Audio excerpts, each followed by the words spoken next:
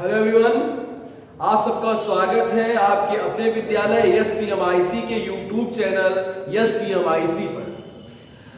आज मैं आप लोगों को लाइट सेक्शन स्टार्ट करने जा रहा हूं। वैसे हमारा जो फिजिक्स है अब एक ही पेपर आता है, लेकिन फिर भी हम लोगों ने डिवाइड कर रखा है, ठीक है, फर्स्ट पेपर और सेकंड पेपर।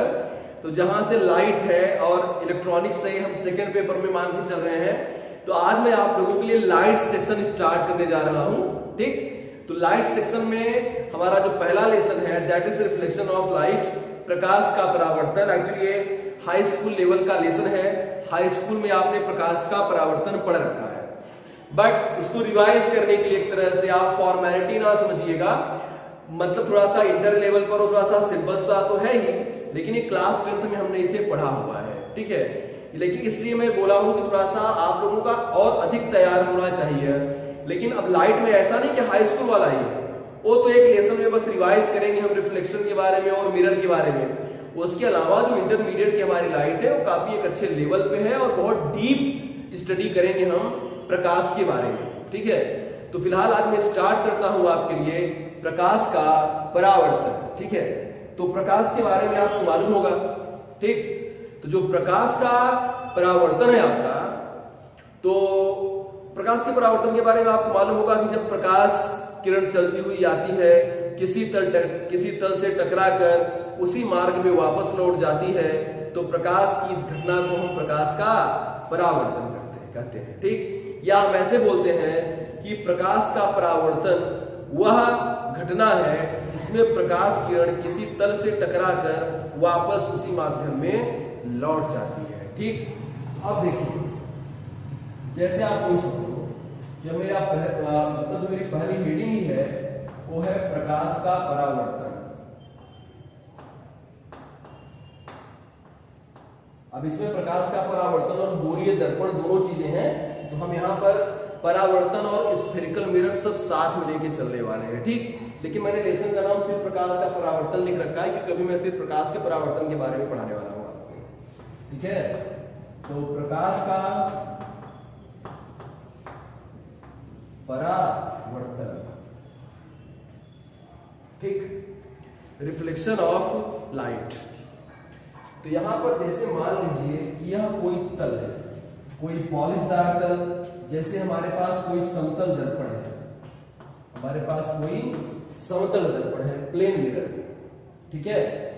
अब कोई प्रकाश किरण जब ऐसे ऐसे आती है, ठीक है, ऐसे आई और यहां पर टकराई, यहां से टकरा कर वह ऐसे ही वापस लौट गई। तो जब वो लौट गई तो उसे हम बोलते हैं प्रकाश का परावर्तन, और अगर पार कर जाती तो हो जाता अपवर्तन, ठीक है। तो जैसे कि जब हम हाई स्कूल में थे तो हम पढ़ते थे कि या तो परावर्तन होता है या तो अपवर्तन, लेकिन इंटरमीडिएट में हम यह भी सीखेंगे कि प्रकाश जब किसी तल पर पड़ता है तो उसका कुछ अंश लौट जाता है तो कुछ अंश इस पार आता है, चाहे कितना भी पॉलिश क्यों ना किया रहे, संपूर्ण प्रकाश कभी लौटकर नहीं जाता। लेकिन प्रेजेंट में हम यह मानेंगे कि प्रकाश आया और लौटकर चला गया। बाद में इस बात पर हम समझेंगे कि प्रकाश का परावर्तन और अपवर्तन दोनों साथ साथ होते हैं, लेकिन अगर ज्यादा मात्रा में प्रकाश ज्यादा मात्रा में लौट रहा है तो उसे हम परावर्तन के अंतर्गत रखते हैं, और ज्यादा मात्रा में उस ओर चला जा रहा है तो उसे हम अपवर्तन की तरफ रखते हैं, ठीक है। ये मैंने अभी बता दिया, इसको मैं आगे डिटेल में एक्सप्लेन भी करने वाला हूं, जब मैंने ये तो सिर्फ इंट्रोड्यूस किया मैंने। तो जैसे यह प्रकाश किरण यहाँ पर आई और इसे टकरा कर लौट गई, तो यह घटना हो गई आपका प्रकाश का परावर्तन। आइए इससे रिलेटेड डिफिनीशन पढ़ लेते हैं हम लोग। जैसे मतलब एक पूरा तल जो होता है, जैसे मेरा हाथ आप देख रहे हैं ना, तो ऐसे एक प्लेन तल है, आपको बस ये वाला दिख रहा है, सामने वाला, ठीक है। ऐसे कोई प्रकाश किरण ऐसे ही आई होगी और टकरा कर वैसे ही वापस लौट गई होगी, ठीक है। तो अब देखें कि है क्या कि जो किरण ये प्रकाश की ऐसे आई है इसे हम आपतित किरण बोलते हैं, इसे हम बोलेंगे आपतित किरण, ठीक है। जो टकरा कर लौट जाती है इसे हम बोलते हैं परावर्तित किरण, ठीक। और जहां पर यह गिरती है इस बिंदु को हम बोलते हैं, ये वाला जो बिंदु आप देख रहे हैं ना, ऐसे एरो से दिखा दिया है, इसे हम बोलते हैं आपतन बिंदु। ठीक है, अब जिस तल से टकराई हुई है ना, ये जो तल है मैंने एरो से दिखाया है, एरो किरण नहीं है, एरो मैंने बनाया, ये है आपका परावर्तक तल। ठीक है,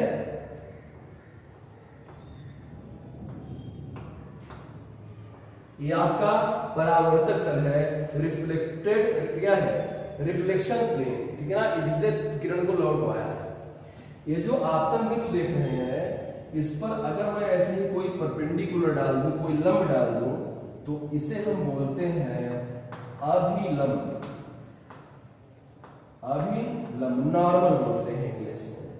ये जो आपतित किरण है, ये जो अभिलंब है, इसके बीच के कोण को हम बोलते हैं आपतन कोण, और यह जो कोण है इसे हम बोलते हैं परावर्तन कोण। इसे हम बोलेंगे परावर्तन कोण। ठीक है, यहां पर ये जो आई है आपका, ये क्या है, आपतन कोण। आपतन कोण, और यह आर क्या है आपका,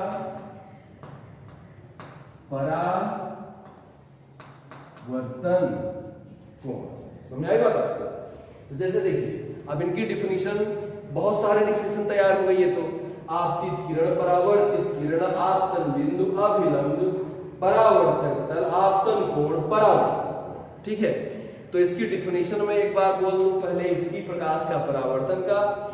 जब प्रकाश, ठीक है, किसी माध्यम में चलते हुए किसी चिकने या पॉलिशदार तल से टकराता है, तो उसी माध्यम में वापस लौट जाता है। इस घटना को प्रकाश का परावर्तन कहते हैं। ठीक, हमारी दूसरी हेडिंग होगी, दूसरी हेडिंग तो परावर्तन हो गया। अब देखिए हमारा दूसरी हेडिंग क्या बनेगी, प्रकाश के परावर्तन। ठीक है ना, देखिए प्रकाश के परावर्तन से संबंधित परिभाषा है। मतलब देखिए, इसको ऐसे रखिए, पहले मैं आपको समझा दूं फिर बताता हूं। इस समय हमारी दूसरी हेडिंग है प्रकाश की परावर्तन संबंधी परिभाषाएं हैं, definitions related to reflection of light. अच्छा मैं लिख देता हूं, चलो इंग्लिश में लिख देता हूं, definitions related to reflection of light. थोड़ी बहुत इंग्लिश पढ़ लिया करो। अब देखिए, मतलब प्रकाश के परावर्तित संबंधी परिभाषाएं, जो हमारी पहली परिभाषा है वो है आपतित किरण की। ठीक है, आपतित किरण की। आपतित किरण मतलब आप देखिए, परावर्तक तल से टकराने वाली किरण, परावर्तक तल से टकराने वाली किरण को आपतित किरण कहते हैं। ठीक, मतलब जो परावर्तन के लिए आती है उसे आपतित किरण कहते हैं। आपतित किरण देखिए इधर, मतलब देखिए क्या कहते हैं, परावर्तन के लिए, किसके लिए, परावर्तन के लिए आने वाली प्रकाश किरण को आपतित किरण कहते हैं। आपतित किरण जिस तल से परावर्तित होती है उसे परावर्तक तल कहते हैं। आपतित किरण परावर्तक तल के जिस बिंदु पर आपतित होती है उसे आपतन बिंदु कहते हैं, पॉइंट ऑफ इंसिडेंस। टकराकर वापस जाने वाली किरण को परावर्तित किरण कहते हैं। ठीक है, टकराकर वापस जाने वाली किरण को हम बोलेंगे परावर्तित किरण कहते हैं। आपतन बिंदु पर, कहां पर, आपतन बिंदु पर, ठीक है, तथा परावर्तक तल पर खींचे गए लंब को अभिलंब कहते हैं। ठीक, अब देखिए, आपतित किरण और अभिलंब के बीच के कोण को आपतन कोण कहते हैं। परावर्तित किरण और अभिलंब के बीच के कोण को परावर्तन कोण कहते हैं। तो इस तरह से हमें जो डिफिनेशंस लिखनी है, ये मतलब वैसे लिखने वाली चीजें नहीं है, ये आपको याद हो जानी चाहिए। आपतित किरण, परावर्तित किरण, ठीक, और मतलब ये सभी जो है आपका आपतन बिंदु,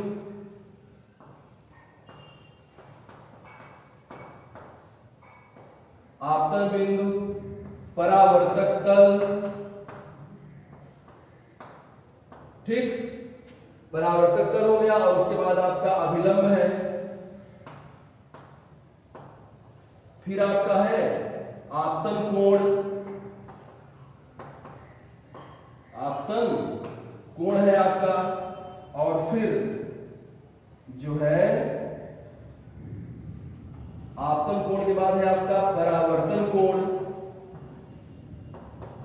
ओके, इतनी डिफिनेशंस आपको लिखनी है। आपतित किरण, परावर्तन के लिए आने वाली किरण को आपतित किरण कहते हैं, परावर्तित किरण, परावर्तक तल से टकरा कर जाने वाली किरण को परावर्तित किरण कहते हैं। आपतन बिंदु, आपतित किरण जिस बिंदु पर गिरती है उसे आपतन बिंदु कहते हैं। क्या है? परावर्तक तल, जिस तल से प्रकाश किरण लौटती है टकराकर उसे परावर्तक तल कहते हैं। अभिलंब क्या है? परावर्तक तल पर आपतन बिंदु पर खींचे गए लंब को अभिलंब कहते हैं। आपतन कोण, आपतित किरण और अभिलंब के बीच के कोण को आपतन कोण कहते हैं। परावर्तन कोण, परावर्तित किरण और अभिलंब के बीच के कोण को परावर्तन कोण कहते हैं। इन सबसे महत्वपूर्ण एक और डिफिनेशन है जिसका नाम यहां पर मेंशन नहीं किया जा सकता, दैट इज क्या है? आपतन तल, ठीक है ना। आप परावर्तक के आपतन तल, कौन सा? आपतन तल, परावर्तक तल नहीं, आपतन तल, ठीक है। अब देखिए आपतन तल का तात्पर्य क्या हुआ?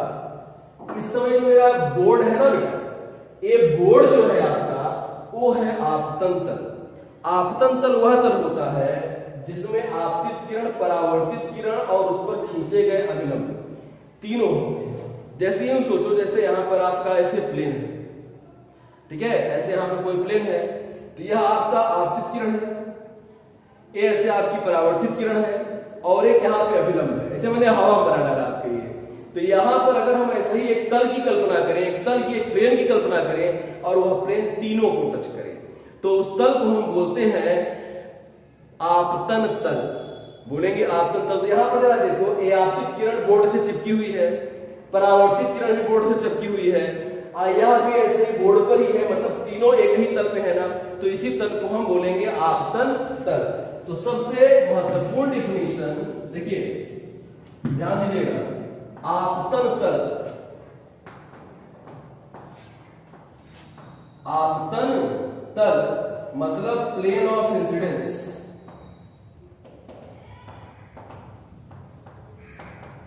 Plane of incidence. ओके, ध्यान देना, आपतन तल का तात्पर्य समझ गया ना? जिस तल में तीनों आ जाए, एक ऐसा तल जहां पर तीनों होते हैं उसे हम आपतन तल बोलते हैं। अब हम पढ़ने जा रहे हैं परावर्तन के नियम, ठीक है। अब हम पढ़ेंगे परावर्तन के नियम।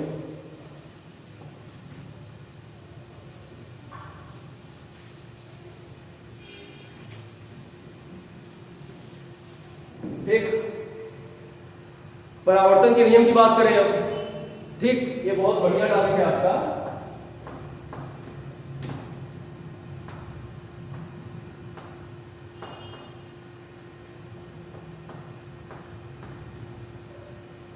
परावर्तन के नियम, ओके। लॉज ऑफ रिफ्लेक्शन,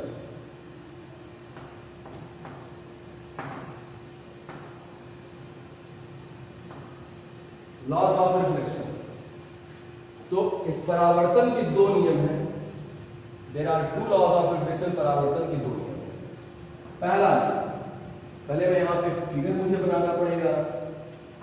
देखिए यहां पे ऐसे लाइट रे आ रही है और यहां पे लाइट रे जा रही है। ये आप जानते हैं कि आपका अभिलंब होता है और यह आपका आपतन कोण है और यह आपका परावर्तन कोण है, ठीक है। अब देखिए, जैसे यह किरण आपकी आपतित किरण है, मुझे लिखना पड़ेगा इसे, आपतित किरण है, और यह है आपका परावर्तित किरण। और यह है आपका अभिलंब।